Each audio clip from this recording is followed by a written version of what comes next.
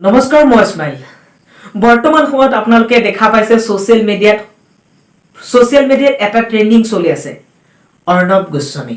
Republic টিভিৰ মুখ্য সম্পাদক অৰ্ণৱ গোস্বামী আৰু অৰ্ণৱ গোস্বামীক কিছুমানে সমৰ্থন কৰিছে আৰু কিছুমানে সমৰ্থন কৰিব বিচৰা নাই কিছুমানে প্ৰতিক্ৰিয়া ব্যক্ত কৰিছে যে অৰ্ণৱ গোস্বামীক ৰিলিজ কৰিব লাগে আন এছামে কৈছে এনে ধৰণৰ সাংবাদিকক জেলত ভৰাই থব লাগে সমগ্ৰ ভাৰতবৰ্ষত এই ট্ৰেন্ডিং চলি আছে কিছুমান নেতাই কৈছে অতি সোনকালে ইমিডিয়েটলি অৰ্ণৱ গোস্বামীক ৰিলিজ কৰি দিব লাগে এতিয়া প্ৰশ্ন উঠিছে যে অৰ্ণৱ গোস্বামীক ৰিলিজ কিয় কৰি দিব লাগে অৰ্ণৱ গোস্বামীক মুম্বাই আৰক্ষীয়ে গ্ৰেপ্তাৰ কৰিছে কিন্তু তেওঁলোকে কোনো আইন নাজানে নেকি বা তেওঁলোকে কি আইন পঢ়া নাই নেকি তেওঁলোকে এনে গ্ৰেপ্তাৰ কৰিছে নেকি এই প্ৰশ্ন কিন্তু ইয়াৰ লগতে 4 তাৰিখত যেতিয়া অৰ্ণৱ গোস্বামীক গ্ৰেপ্তাৰ কৰিছে তেতিয়া আমাৰ অসমৰ CM chief minister Sarbananda Sonowal ডাঙৰীয়া এটা টুইট কৰিছে যে অৰ্ণৱ গোস্বামীক গ্ৰেপ্তাৰ কৰাটো আমাৰ ভাৰতৰ বাবে এটা কলা দিন কাৰণ তেওঁৰ আছিল এটা সততা এতিয়া মই আপোনালোকৰ মাজত এতিয়া সততাৰ কথাই কম যে অসমৰ মুখ্যমন্ত্ৰী সৰ্বানন্দ সোণোৱাল ডাঙৰীয়া আপুনি যেটো কথা কৈছে ইয়েস ডেফিনেটলি কব লাগিব কিন্তু ইয়াত এটা কথা ঘুমাই আছে যে আপুনি যে আজি কলে অৰ্ণৱ গোস্বামী অসমৰ সন্তান কোৱাৰ বাবে যে আজি কলে বা তেওঁ এজন সাংবাদিক হোৱাৰ বাবে যে আপুনি এই কথাটো কলে হয়তো আপোনাৰ বাবে গ্ৰহণযোগ্য হ'ব পাৰে কিন্তু আন এছামে কিন্তু গ্ৰহণ কৰিব পৰা নাই গ্ৰহণযোগ্য আন এছামৰ বাবে হোৱা নাই এইভাবে হোৱা নাই তেওঁৰ কৰ্ম দেখি তেওঁ যিবোৰ কৰি আছে বা তেওঁৰ নিউজ চেনেলত যিবোৰ ৰিপৰ্টিং কৰি আছে বা যিবোৰ কথা কৈ আছে সেইবোৰ ইলিগেল বুলি বহুত মানুহে ক'ব বিচাৰে আৰু মই কোৱা নাই গোটেই ভাৰতৰ মানুহে ক'ব বিচাৰে সেই কাৰণেতো আজি কিছুমানে সমৰ্থন কৰিছে আন এছামে আকৌ সমৰ্থন কৰিব বিচৰা নাই আপুনি আজি সৰ্বানন্দ সোণোৱাল ডাঙৰীয়া আপুনি যে ক'লে যে অৰ্ণৱ গোস্বামীক গ্ৰেপ্তাৰ কৰাটো ভাৰতৰ গণতন্ত্ৰৰ বাবে এটা ব্লেক ডে ইণ্ডিয়ান ডেমক্ৰেচিৰ বাবে এটা ব্লেক ডে আপুনি ক'লে সেই কথাটো যদি যেতিয়া কা আন্দোলন হৈছিল সেই কা আন্দোলনৰ সময়ত যে অসমৰ 5জনকৈ যুৱক তেজাল 5জনকৈ যুৱক উঠি অহা প্ৰজন্ম তেওঁলোকে না কোনো অন্য কোনো ৰাস্তাত গৈছিল তেওঁলোকে আন্দোলন কৰিবলৈ আহিছিল হেতু গণতান্ত্ৰিকভাৱে আৰু অসমৰ পুলিচে গুলিয়াই বন্দুকৰ গুলিৰে তেওঁলোকৰ বুকুত মাৰি তেওঁলোকক এইখন অসমতে শহীদ কৰিছিল সেই সময়ত আপুনি কিয় এটা টুইট কৰা নাছিল আপুনি কিয় সেই সময়ত এই কথাটো কোৱা নাছিল যে আমি বুজি পালোহেতেন সেই সময়ত যে আপুনি এই কথাটো ঠিকই কৈছে সেই সময়ত আপোনাৰ ক'ব লাগিছিল যে আমাৰ ভাৰতৰ এই অসমখনত এই যি পৰিস্থিতি হৈছে এইটো এটা অসমৰ এইটো ভাৰতৰ এটা ব্লেক ডে ভাৰতৰ গণতন্ত্ৰৰ বাবে এটা কলা দিন আপুনিতো সেই সময়ত এই কথাটো কোৱা নাছিল আজি কিয় আপোনাৰ পতকে আপোনাৰ মুখৰ পৰা এই মাতটো আহিলে আৰু আপুনি টুইট কৰিলে এটা মূল প্ৰশ্ন নহয় গোটেই অসমৰ মানুহে গোটেই ভাৰতৰ মানুহে এইবোৰ প্ৰশ্ন কৰিব ধৰিছে সেই সময়তো কিমান মানুহৰ ওপৰত আক্ৰমণ কৰা হৈছিল কিমান মানুহৰ ওপৰত লাঠি চাৰ্জ কৰা হৈছিল কা আন্দোলনক প্ৰটেষ্ট কৰাৰ বাবে যাৰ পৰিণতিত 5জনকৈ যুৱক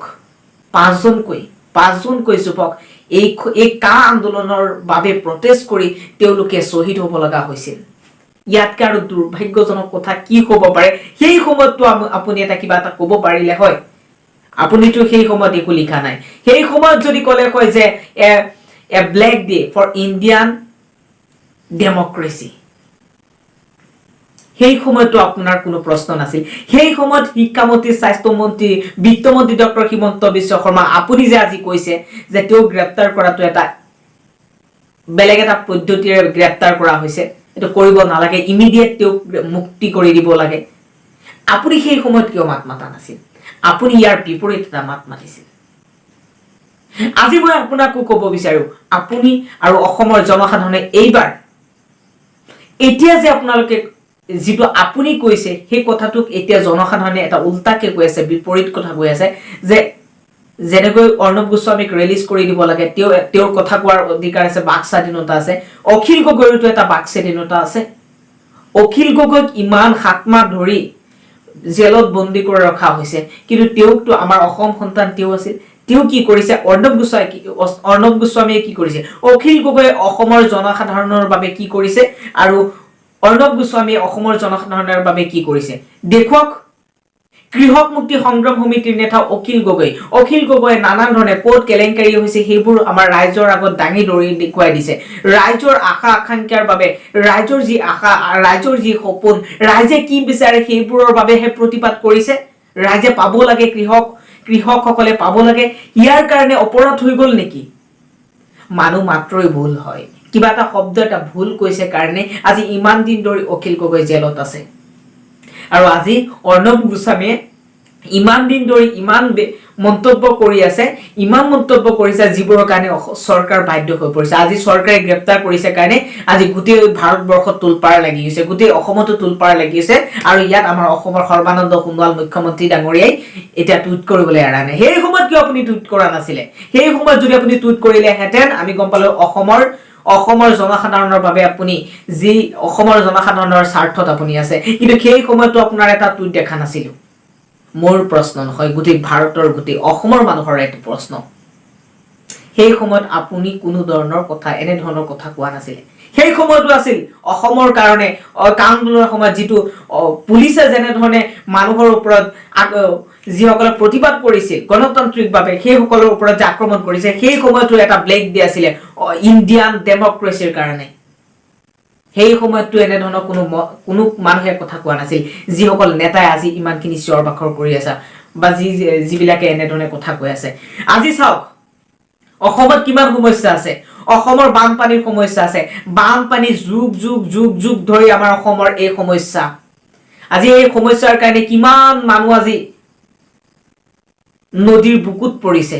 কিমান মানুহ আজি জীৱন ৰক্ষা কৰিব পৰা নাই কিমান মানুহ আজি মাটি বাৰী এৰি অন্য ঠাইত ঘূৰিব লগা হৈছে অন্য ঠাইত কাম কৰিব লগা হৈছে না খাব পাৰিছে ভালকে এতিয়া অসমৰ যি সমস্যা বানপানীৰ সমস্যা অসমৰ নিবনুৱা সমস্যা অসমৰ শিক্ষিত নিবনুৱা যিসকল আছে তেওঁলোকৰ সমস্যা অসমত গৰাখহনীয়া সমস্যা নদীয়ে যেনে ধৰণে খহনীয়া সৃষ্টি কৰিছে গৰাখহনীয়া সৃষ্টি কৰিছে সেইবোৰ সমস্যা কি অৰ্ণৱ গোস্বামীয়ে ইমান এটা ৰাষ্ট্ৰীয় পৰ্যায়ৰ চেনেলত যে কাম কৰি আছে তেওঁ মুখ্য সম্পাদক হিচাপে তেওঁৰোতো এটা দায়িত্ব আছিল অসমৰ কাৰণে তেওঁ অসম সন্তান আছিল আজি আপুনি যে ব্লেক ডে তেওঁৰ কাৰণে কৈছে গতিকে সেই মুম্বাইৰ কি আদালতে বা মুম্বাই পুলিচে কি আইন নাজানে আমাৰ অসমৰ পুলিচে খালি আইন জানে বা অসম চৰকাৰে আইন জানে যদি আইন জানে সেইদিন কিয় এই কথাটো কোৱা নাছিলে অৰ্ণৱ গোস্বামীয়ে পাৰিলে অসমৰ যি সমস্যা আছে সেইটো ৰাষ্ট্ৰীয় পৰ্যায়ত দেখাব পাৰিলেহেঁতেন আৰু সেই ৰাষ্ট্ৰীয় পৰ্যায়ৰ পৰা যদি এই সমস্যাখিনি ৰাষ্ট্ৰীয় সমস্যা হলেহেঁতেন আজি আমাৰ এই সমস্যা বহুত দূৰ হলেহেঁতেন কিন্তু আজি সেইবোৰ সমস্যা কিয় দূৰ হোৱা নাই আৰু আপোনালোকে ইমানখিনি ডাঙৰ কথা কৈ আছে কিন্তু এই সমস্যাখিনি যদি অৰ্ণৱ গোস্বামীয়ে বিচাৰিলেহেঁতেন হয়তো এই সমস্যাটো ৰাষ্ট্ৰীয় পৰ্যায়ত যেতিয়া দেখুৱালেহেঁতেন হয়তো সেই সমস্যা কিছু দূৰ হলহেঁতেন কিন্তু সেই সমস্যাবোৰ আজি কোনেও সুযোগ লোৱা নাই বা তেওঁৰ এটা দায়িত্ব আছিল সেই দায়িত্বটো তেওঁ কিয় পাহৰি গ'ল আজি মোৰ প্ৰশ্ন নহয় গোটেই অসমৰ গোটেই ভাৰতৰ মানুহৰ প্ৰশ্ন আজি এইটোৱে কম মুখ্যমন্ত্ৰী সৰ্বানন্দ সোণোৱাল ডাঙৰীয়া আৰু বিত্ত স্বাস্থ্য আৰু লগতে শিক্ষামন্ত্ৰী ডক্টৰ হিমন্ত বিশ্ব শৰ্মা আপোনালোককো অনুৰোধ কৰি জনাইছো যে অসমৰ ৰাইজৰ বাবে অসমৰ জনসাধাৰণৰ বাবে অখিল গগৈ কাম কৰি গৈছে হয়তো অখিল গগৈৰ এটা দুটা মাতত আপোনালোকে এই ইমান দিন ধৰি জেলত ভৰাই থৈ দিছে বা জেলৰ ভাত খাব লগা হৈছে গতিকে তেওঁকো আপোনালোকে ৰেহাই কৰি দিয়ক অসম সন্তান হিচাপে তেওঁতো অসমৰ বাবে বহুত কৰিছে অসমৰ বাবে ইমানখিনি কৰিছে অৰ্ণৱ গোস্বামীয়ে কি কৰিছে ভাৰ্চেছ আপোনালোকে চাওকচোন অৰ্ণৱ গোস্বামী ভাৰ্চেছ অখিল গগৈ কোনে কিমান কৰিছে অখিল গগৈ অসমত থাকি অসমৰ জনসাধাৰণ অসমৰ নিবনুৱা অসমৰ বিভিন্ন কথাক লৈ তেওঁ আজি প্ৰতিবাদ কৰিব লগা হৈছে এই প্ৰতিবাদসমূহ যদি চৰকাৰে এই প্ৰতিবাদসমূহৰ কথা চিন্তা কৰিলেহেঁতেন এই সমস্যাৰ কথা যদি চিন্তা কৰিলেহেঁতেন অসমৰ যিবোৰ নেতা সংগঠনৰ নেতাবোৰ আছে তেওঁলোকে হয়তো এই সমস্যা কিছুদূৰ দূৰ কৰিব পাৰিলেহেঁতেন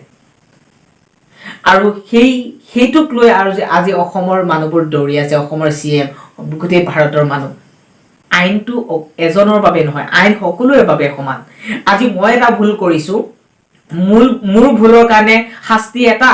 আন এজন ধনী মানুহে এটা ভুল কৰিব তাৰ কাৰণে শাস্তি অইন এটা হ'ব নেকি? একেই শাস্তি হ'ব। গতিকে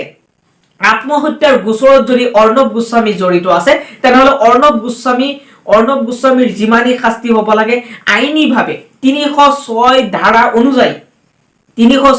অনুযায়ী কাৰোবাক যদি মৃত্যুৰ বাবে, আত্মহত্যাৰ বাবে উচতনি দিব পাৰে, তেনেহ'লে তাৰ পৰিণতি ইয়াই হ'ব। এজন সাধাৰণ মানুহে যিটো ভুল কৰিব সেই ভুলটো ধনী মানুহে যিমান ডাঙৰ মানুহে নকৰক সেই শাস্তিটো একেই হ'ব। গতিকে মই ভাবো অৰ্ণৱ গোস্বামী যেনেকৈ গ্ৰেপ্তাৰ কৰিছে, হয়তো তেওঁৰ যিখিনি যদি তেওঁ দোষী সাব্যস্ত হয়, তেনেহ'লে হয়তো তেওঁক দোষী সাব্যস্ত কৰিব। তেওঁ যিখিনি কৰিছে তাৰ বাবে শাস্তি সেইখিনি পাবই লাগিব। আজি মই ভুল কৰিলে মোৰ সেই ভুলৰ শাস্তি মোক দিবই। গতিকে সেয়াক লৈ আমি যদি ইমান উত্তেজিত হৈ যাওঁ, আমি ইমান ব্লেক ডে বুলি কৈ দিওঁ, ডেমক্ৰেচিৰ এটা কলা দিন বুলি যদি কৈ দিওঁ, সেইটো এটা কলা দিনৰ কথা ক'ব লাগিব। গতিকে ময়ো অনুৰোধ কৰিছো, আপুনি অসমৰ সৰ্বানন্দ সোণোৱাল ডাঙৰীয়া CM আৰু লগতে আৰু স্বাস্থ্যমন্ত্ৰী, বিত্তমন্ত্ৰী, শিক্ষামন্ত্ৰী ডক্টৰ হিমন্ত বিশ্ব শৰ্মা, আপুনিও আমাৰ অসমৰ জনসাধাৰণৰ বাবে, অসমৰ কৃষকসকলৰ বাবে, অসমৰ সমস্যা সমাধানৰ বাবে মাত মাতি থকা অখিল গগৈকো আপোনালোকে মুক্তি কৰি দিয়ক।